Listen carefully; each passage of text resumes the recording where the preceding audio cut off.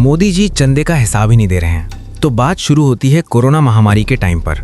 मार्च 2020 में मोदी जी एक फंड बनाते हैं जिसका नाम रखते हैं prime ministers citizen assistance and relief in emergency situation fund, short में बोले तो पीएम केयर्स फंड।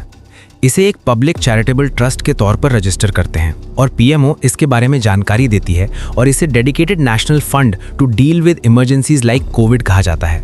ध्यान से सुनना क्योंकि डिटेल्स बहुत ज़रूरी है। डेडिकेटेड नेशनल फंड, ठीक है। इसके चेयरमैन होंगे पीएम और मेंबर्स होंगे डिफेंस मिनिस्टर, होम मिनिस्टर और फाइनेंस मिनिस्टर जैसे लोग। मोदी जी ट्रस्ट की डीड पर खुद साइन करते हैं और इसे प्रमोट भी खुद करते हैं। लाखों लोग पीएम केयर्स फंड में दान कर रहे हैं। यहाँ तक कि इसमें डोनेशन लेने के लिए कानून बदल दिए जाते हैं। जैसे इसमें किया डोनेशन टैक्स फ्री होगा, कंपनियों के लिए सीएसआर में काउंट होगा। यहाँ तक कि फॉरेन डोनेशन के लिए एफसीआरए में एग्जेम्पशन दिया गया। अब ध्यान से सुनो, जो फंड पीएम ने बनाया, पीएमओ ने प्रमोट किया, सरकार ने जिसके लिए कानून अमेंड किया। अब इस सब से क्या समझ आता है? ऑब्वियसली फंड सरकारी है, लेकिन नहीं। संसद में जब इस फंड के बारे में पूछा गया कि क्या ये एक पब्लिक अथॉरिटी है और आरटीआई में आता है, अनुराग ठाकुर ने लिखा नो सर। बस। अब आपको लग सकता है थोड़ा मोड़ा चंदा उठाया होगा, उसकी जानकारी नहीं भी देंगे तो क्या हुआ, लेकिन चंदा उठाया कितना पता है? ब्याज के पैसे जोड़ के 2019-20 में 3000 करोड़, 2020-21 में लगभग 8000 करोड़, 21-22 में लगभग 2000 करोड़ और 2022-23 में लगभग 1000 करोड़।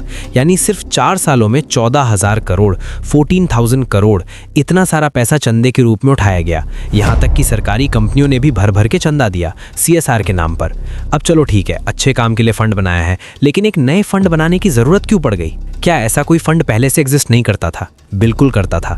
नाम था नेशनल डिजास्टर रिलीफ फंड, जो पब्लिक कंपनियों सबसे चंदा ले सकता है।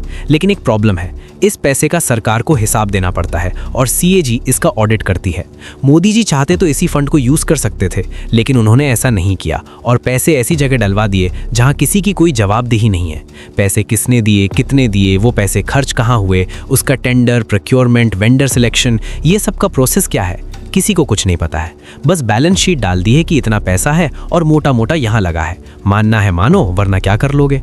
मामला कोर्ट भी गया और कोर्ट बोल रही है लीगली ये एक ट्रस्ट है और सरकार बोल रही है इसीलिए हम आरटीआई नहीं देंगे। यानी हम सबसे चंदे के नाम पर 14,000 करोड़ रुपए ले लिए गए और वो पैसों का क्या हुआ नहीं पता, और सब कुछ डायरेक्टली प्रधानमंत्री के नाम पर हुआ है। मतलब ये कैसा प्रधानमंत्री है जो चंदे के पैसों का हिसाब नहीं देना चाह रहा है? माना मोदी जी फकीर आदमी है, झोला उठाएंगे और चल पड़ेंगे, लेकिन झोले में क्या है वो तो बताओ। खैर, ऐसे और सवाल और कोई नहीं पूछेगा, इसलिए सपोर्ट करने के लिए फॉलो जरूर